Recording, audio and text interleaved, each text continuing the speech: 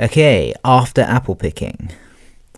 Okay, so as a sort of general overview, we have the sort of themes of death, we have the sort of theme of knowing your limits and limitations, the idea of time running out, theme of regret, sort of this idea of an unfilled barrel, this acceptance of the natural order, this idea of sleep and hibernation, perhaps as a euphemism for death, and this idea of there being sort of no worth of maybe humans, their significance.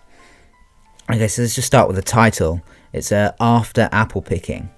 So the word after could suggest sort of a feeling of emptiness, like there's nothing to look forward to because it's already been done. It's like what happens after the apple picking.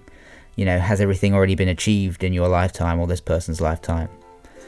And obviously apple picking, the idea of apples, if you look at the connotations of apples, we've got sweetness, juiciness, with the idea of sort of nature and positive things like that, and health, and also the sort of religious connotations, this idea of temptation with Eve and the apple. I'll get to that in a second. Sort of religion, and I suppose you could look at the idea of an apple, a rotten apple, being associated with death perhaps. Okay, so now the idea of temptation, the sort of religious sort of illusion. In the Genesis, there's Eve is tempted by the apple, and she essentially, falls into corruption and is damned and everything. Perhaps the saying that appearance is deceiving through this temptation, and just sort of suggesting there's some kind of corruption going on. Another sort of religious illusion where you have, at the beginning, he says, "My long two-pointed ladder's sticking through a tree," which could be compared to Jacob's ladder from Genesis 28:12, where Jacob has a dream of a place between heaven and earth, which reiterates the idea of sleep as a metaphor for the final stage of life. And there's also this idea of toward heaven still, and heaven here is sort of considered this sort of perfect religious imagery, sort of this perfect state and place. There's a lot of contrasts in the poem. So firstly, there's this idea of summer sort of versus winter. We've got sort of harvest and blossom, and then winter, being associated with death and sleep. We also have this idea of work versus sort of rest. So work, like in the great harvest, and then there's the semantic field of sleep, overtired. This sort of contrast between the conscious and unconscious. Perhaps there's some kind of Freudian connotations there. We have, heaven and earth. This idea of sort of religious sort of thing. Pessimism and optimism. Pessimism like this idea of after apple picking, or the unfilled barrel, and optimism like the sort of blossom, harvest and fruits.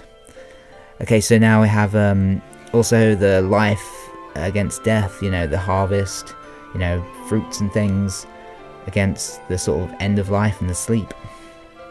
So what's the speaker's attitude to the apples? We have this idea of cherish in hand, so it's like don't let it fall. And could this be a metaphor for sort of the fall of man from grace? Like the inevitable kind of fall, like in the Bible in Genesis. But that's up to you. And he also talks about the sort of impurities, and he focuses on these things like bruises and spikes. I'll talk about that a bit later, but it's this idea of perfection and imperfection, and it being unobtainable. Okay, so now we have this idea of sleep. Sleep's very important in the after apple picking. So we have this semantic field of sleep. We've got all these words, that give us this sort of image of sleep. And obviously, sleep has connotations of, rest and death. And we have a quote here: "The essence of winter sleep is on the night." And here, winter sleep suggests the end of life is approaching. And obviously sleep is a euphemism for death. You could see it like that. Another quote here. "I got from looking through a pane of glass." So sort of pane of glass, it's a metaphor for ice, and sort of looking through it through like a softer focus, similar to that of like drifting into sleep. It's a sort of blurred sort of sense, like if you were sort of falling asleep, or if you just like woken up or something like that. And then what form my dream was about to take. There's sort of Freudian connotations there. There's sort of images of the subconscious mind and sort of symbols of sort of, something beyond life and everything like that, and sort of within. So a bit of Freud there. And then we have, there were 10,000 fruit to touch. So this repetition, this thousand, it's really vast, very exaggerated.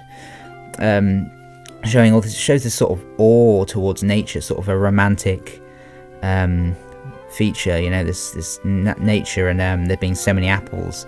Is that suggesting something about responsibility, or maybe over-ambitiousness, another romantic sort of thing about striving, too many to be able to do it? And then he says about as of no worth.